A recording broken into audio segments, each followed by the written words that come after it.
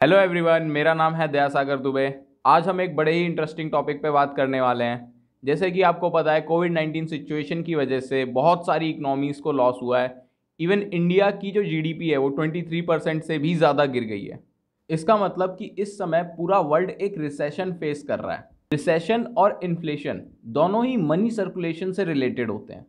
हमारे देश में मनी सर्कुलेशन को मॉनेटरी पॉलिसी और फिजिकल पॉलिसी के थ्रू कंट्रोल किया जाता है। मॉनेटरी मतलब जो आरबीआई पॉलिसीज बनाती हैं, और फिजिकल पॉलिसीज जो आपकी गवर्नमेंट एक्सपेंडिचर करती है। अगर मनी सर्कुलेशन ज़्यादा होगा तो इन्फ्लेशन की सिचुएशन आएगी।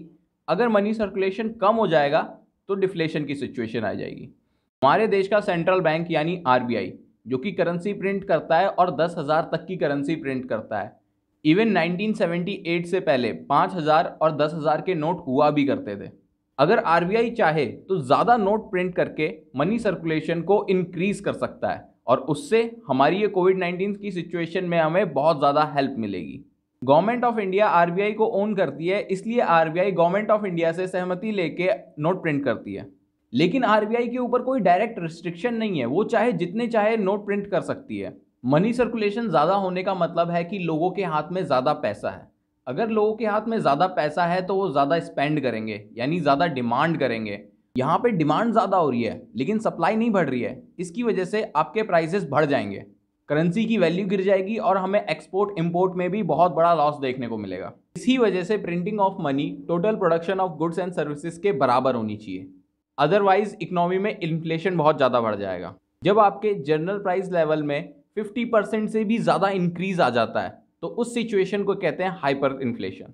कुछ एग्जाम्पल देखते हैं जिन कंट्रीज़ ने ऐसा किया और उनके साथ क्या हुआ। 2004 से 2009 के बीच में जिम्बाब्वे ने बहुत सारे नोट प्रिंट किए।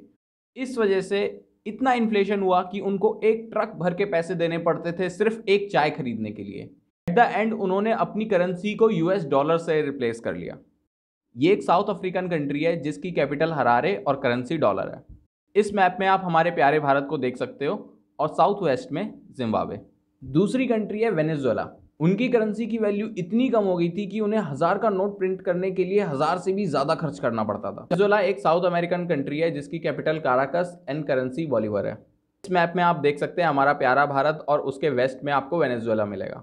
तो ज़्यादा नोट प्रिंटिंग करने की वजह से इकोनॉमीज़ बर्बाद हो जाती है, जैसे वेनेजुएला और जिम्बाब्वे की हुई। ज़्यादा नोट प्रिंट करने की वजह से सिर्फ इन्फ्लेशन बढ़ता है, आपके रियल गुड्स की वैल्यू में कोई चेंज नहीं आता। अगर ज़्यादा नोट प्रिंट करके सबको ज़्यादा पैसे दे भी दिए जाएँ तो भी हम कोविड-19 की सिचुएशन से बाहर नहीं आ पाएंगे। Thank you guys, thank you for your patience.